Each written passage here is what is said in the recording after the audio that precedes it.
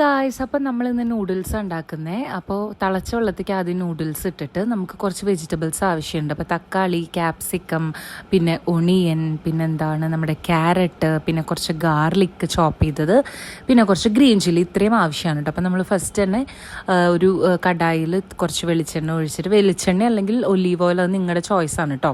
എന്നിട്ട് അതിലേക്ക് നമുക്ക് മറ്റേ ഗാർലിക്കും മുളക് അതൊന്ന് മൂത്ത് വരുമ്പോൾ നമുക്കതിലോട്ട് ഒണിയൻസ് ഇടാം. പിന്നെ നല്ല പോലെ വഴറ്റണം കേട്ടോ. നല്ല പോലെ വഴഞ്ഞ് വരുമ്പോൾ അതിലേക്ക് കുറച്ച് ക്യാരറ്റ്സ് നമ്മൾ എടുത്ത് വെച്ചത് അതും ഇടണം കേട്ടോ. അതിനുശേഷം നമ്മൾ അതിൻ്റെ കൂടെ തന്നെ ക്യാപ്സിക്കം ഇടണം. എന്നിട്ട് അത് കുറച്ച് നല്ല പോലെ വാടി വരുമ്പോൾ നമ്മൾ അതിലോട്ട് നമ്മൾ ലാസ്റ്റായിട്ട് ചേർക്കേണ്ടത് നമ്മുടെ ടൊമാറ്റോ കേട്ടോ. അപ്പോൾ അതെല്ലാം കൂടി ചേർത്തിട്ട് നല്ല പോലെ ഇളക്കണം കേട്ടോ. നല്ല പോലെ മിക്സ് ചെയ്യണേ. അതായത് നല്ലൊരു സോട്ട് ചെയ്തെടുക്കാന്ന് പറയില്ല. അപ്പോൾ ഇത് ഉണ്ടാക്കുന്നത് ദേവുവാണ് കേട്ടോ. ദേവുവാണ് ഷെഫ്. നമ്മുടെ അവളുടെ സ്പെഷ്യൽ ഹക്ക നൂഡിൽസാണ്.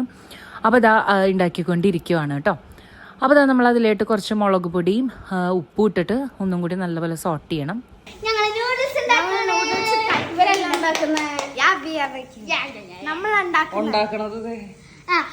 വീഡിയോ കോളിൽ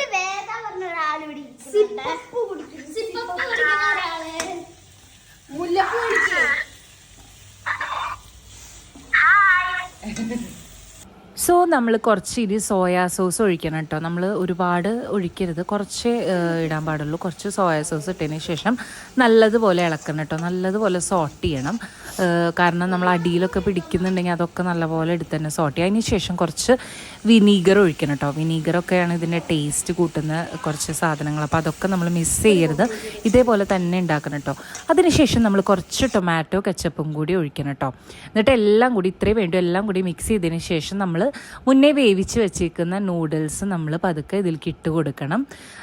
അപ്പോൾ നമുക്ക് എത്ര ക്വാണ്ടിറ്റി ആണോ വേണ്ട, എത്ര പേരുണ്ടോ അതിനനുസരിച്ച് നമുക്ക് വേണ്ട അത്ര ഇട്ട് കൊടുത്തതിന് ശേഷം നല്ല പോലെ അത് മിക്സ് ചെയ്യണം കേട്ടോ. എല്ലാ ഭാഗത്തേക്കും എത്തുന്ന രീതിയിൽ മിക്സ് ചെയ്യണം. കുറച്ച് പെപ്പർ പൗഡറും കൂടി ഇട്ട് കൊടുക്കണം കേട്ടോ. അത് ഇമ്പോർട്ടൻ്റ് ആണ്, അത് മറക്കരുത്. എല്ലാം ഇട്ടതിന് ശേഷം നല്ല പോലെ മിക്സ് ചെയ്യുക കേട്ടോ.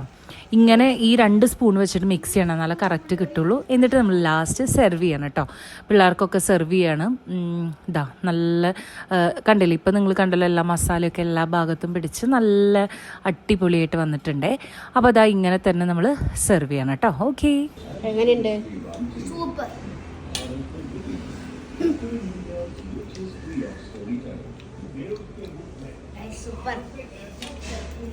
എരിവുണ്ടോ? നല്ല ടേസ്റ്റ്. എങ്ങനെ ഉണ്ടായിരുന്നു?